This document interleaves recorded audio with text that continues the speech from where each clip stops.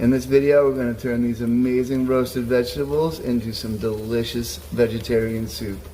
So stick around, watch the video, and learn how to make this awesome vegetarian soup that is absolutely delicious. And for those of you doing meal prep, this can be easily frozen, saved, and you can make a large batch of it and use it later. So stick around, watch the video, and see how it comes out. It's going to be pretty delicious. Today we're going to do something for the vegetarians. I know all of my channel has been meat, and more meat. So I thought today I'd do something for the people who don't eat meat or people like me who don't like vegetables. This is actually a really good recipe because it doesn't taste like vegetables. It tastes really good, and you can eat a whole bunch of different vegetables without having the texture issues. That's my issue with a lot of vegetables. So if you're a picky eater, this might work for you to get some vegetables in you. And if you're a vegetarian, this will work as well. This is not going to be vegan. I'm going to use a little bit of cream. But other than that, it can be if you leave the cream out, but the cream kind of binds it all together. So I'm just going to quickly go over the recipe, then I'm going to quickly chop all this up and roast it, and we'll get into this. But we're going to start with a butternut squash, which just happened to randomly appear at the grocery store here in Costa Rica. It must be that time of year. Also, this is a really great fall soup. A little zucchini, a couple of jalapenos, an onion, some potatoes, some carrot, some red pepper, we call it chili dulce. It's red bell pepper, basically. Lost my cayenne. And we're gonna put some paprika, some regular pepper, some cayenne in there, a little bit of nutmeg, and a little bit of cinnamon, just to give it that fall flavor. If I had allspice, I'd put a little bit of that in there too. And that should be about the whole recipe. I'm gonna dice all this up. What we're gonna do is we're gonna roast it in the oven, and then we're gonna make a roasted vegetable stock. So it's gonna be just made with water, and let it cook in the liquid for about an hour or two, and let it all steep in there. And then we're gonna blend it up, make it a puree soup, run it through a sieve, and add a little bit of cream, a little bit of vinegar. The vinegar adds a little bit of acidic flavor to it that really balances out the sweetness of these vegetables. So that's what we're going to do right now. I'm going to chop all this up. I won't make you watch me do that, but I may go over the butternut squash just in case people don't know how. We're going to talk about butternut squash. There's a couple ways you can roast this. You can just cut it right in half, scoop the seeds out, throw it in the oven, skin side down, roast it, and then scoop the center out. That's pretty easy, but I'm going to be cooking with a bunch of other vegetables, so I want it all to be pretty much cooking at the same speed. So because this is pretty dense compared to some of the other vegetables, I'm going to cut it a little bit smaller than the other vegetables. So what we're going to do is we're going to peel it. So I just really fast, really easy, go through the whole peel, get the peel down, and then I'm going to cut it. Get down to the actual butternut squash, the orange part, not the white. See, that only took a few seconds. We're down to the orange. I'm going to cut the top off, cut the bottom off, cut it in half. Then we're going to take all of this and dice it up. It's going to be a really neat magic trick where all this bowl is full of diced vegetables. Poof. As you can see, with the help of a wizard, we got all of this chopped up and it's ready to go. You can see I kept my jalapenos just halved. My garlic's just smashed. These are a little bit less fresh than I remember it. These onions were super juicy, so I'm a little teary-eyed right now. And then, my potatoes, I left the skin on because eventually we're going to blend it all up and strain it. So if a little bit of the skin is in there and fibery, no big deal. We're going to get rid of it later. So now we're going to just grease it up. Lots of oil. I'm going to mix this all together.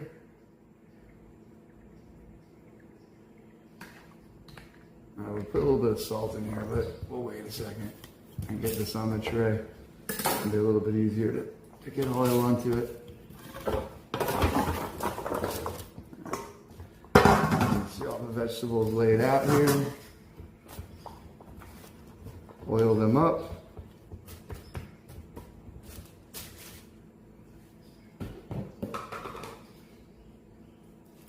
Add your salt. Be careful with your salt right now. I'm just adding a little preliminary salt for the vegetables. Again, you're going to put this in liquid and cook it down. You're going to salt it at the very, very end.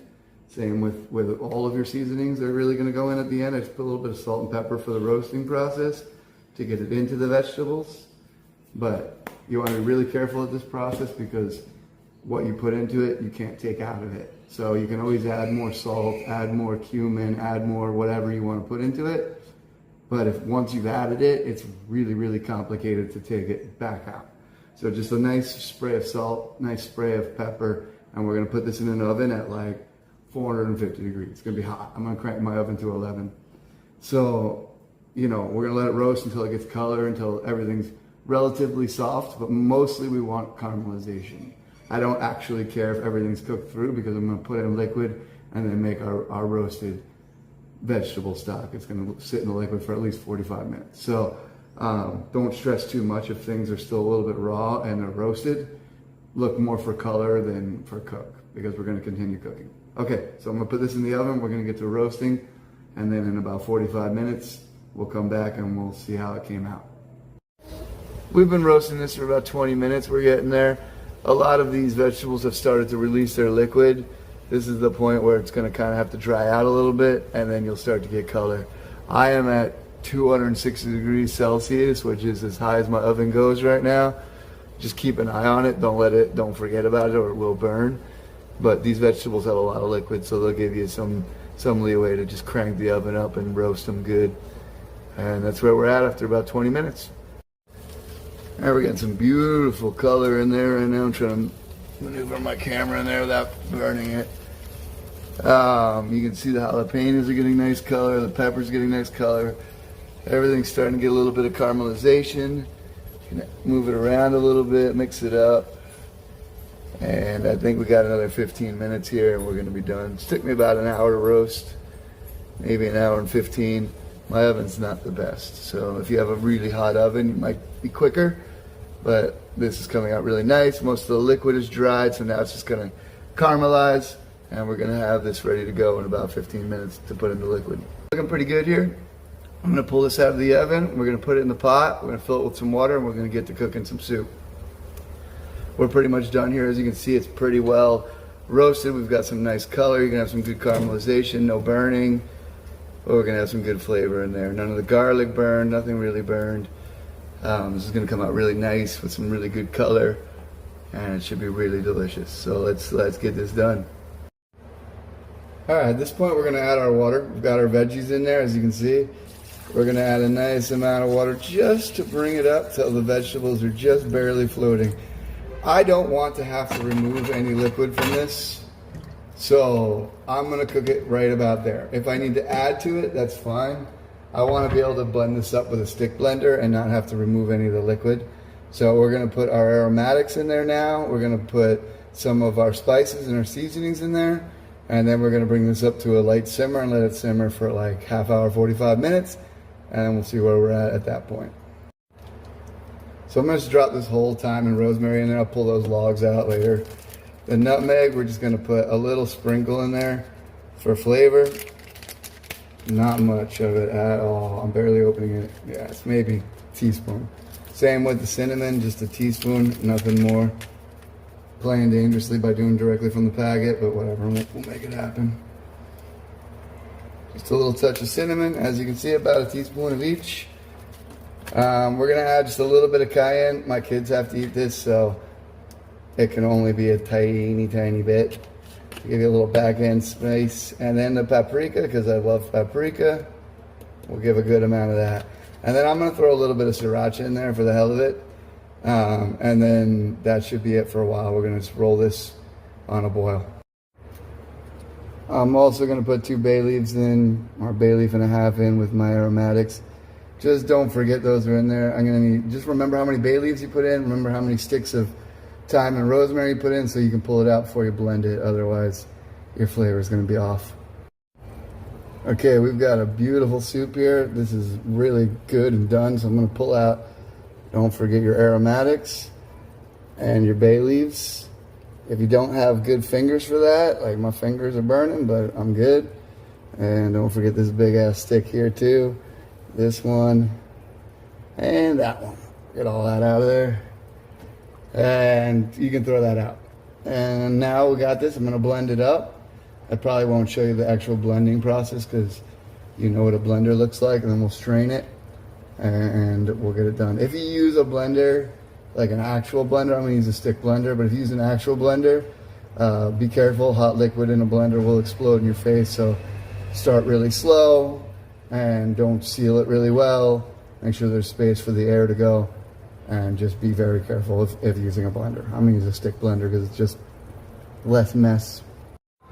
Okay, I was gonna use a stick blender, but it turns out my stick blender is basically a freaking toy, or it's not working.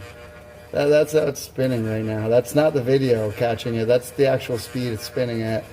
So I'm gonna try to figure out if it's broken or I'm gonna use a actual blender, but that ain't right. So we're just gonna scoop some of this into the blender. I'm only gonna fill it to about like there. That's it. I do not want to blow this up in my face, so I'm only doing about a quarter full. Strain it through this. This is plastic, so make sure your soup's cooled down at least enough so it won't melt the plastic. If you're using a cheap strainer like this, I actually recommend buying a metal one. I just don't have a metal one right now handy.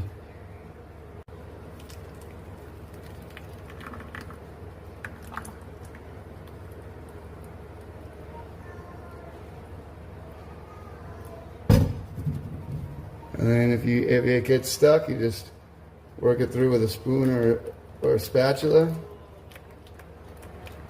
Push it through, and you're gonna have a nice, smooth, creamy soup in the bottom without a bunch of fibers or chunks or anything like that. Sorry, I hit the camera there. It's gonna give you a little vibration, but you get a nice, smooth soup out of that. Really nice. And you just pour all that in there. Just be careful while you're working on this. If a little bit of soup falls in there, no big deal.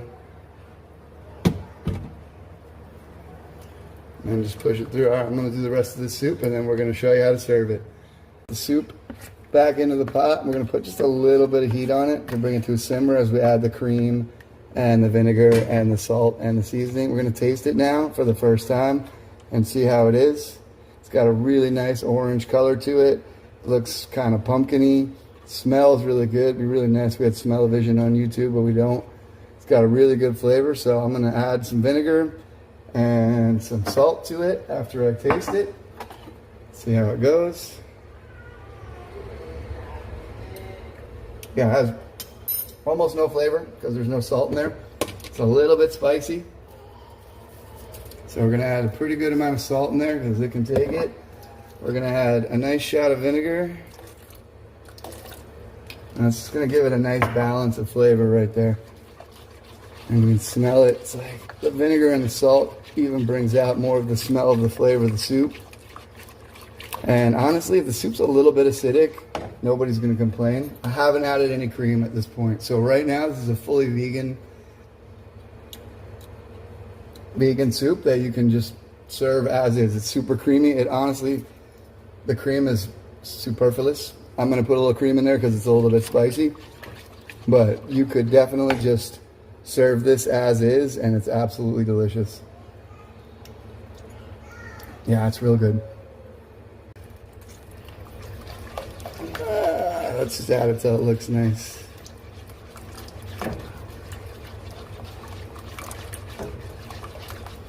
And that's gonna be good. So that's heavy cream I just added to it. And we gotta give it one final taste, make sure the cream didn't take all the salt flavor out. And make sure the salt dissolved nicely in there. Very nice. Really, really nice flavor. And now I'm gonna show you how to serve it. All right, we've got soup here. We're gonna serve it up real nice. Got a nice little bowl here. We're gonna show you how to serve up soup in a restaurant quality style. I'll zoom in on what I'm doing here, but what I have is a little bit of olive oil, some croutons, crackers, toasted bread, whatever you want to put in there. It gets a little bit of texture, it absorbs the soup, makes it really nice. You take a ladle, dip it in there, load your soup up. It's gonna be 2 ladles worth of soup here. As you can see, that soup has a really nice golden color and a really nice texture, really nice consistency. We'll get zoomed in on this and we'll finish the decoration. Croutons in here. This is just some crunchy bread I had around. Put croutons in the middle here. Give yourself a little bit of olive oil drizzle here. Just a little bit. You don't want to make your soup oily. And just a little bit of cilantro on top to give it some color and some prettiness. And there you go. You got yourself a beautiful soup, restaurant quality. Take a look at that. Looking really nice. Good color and everything.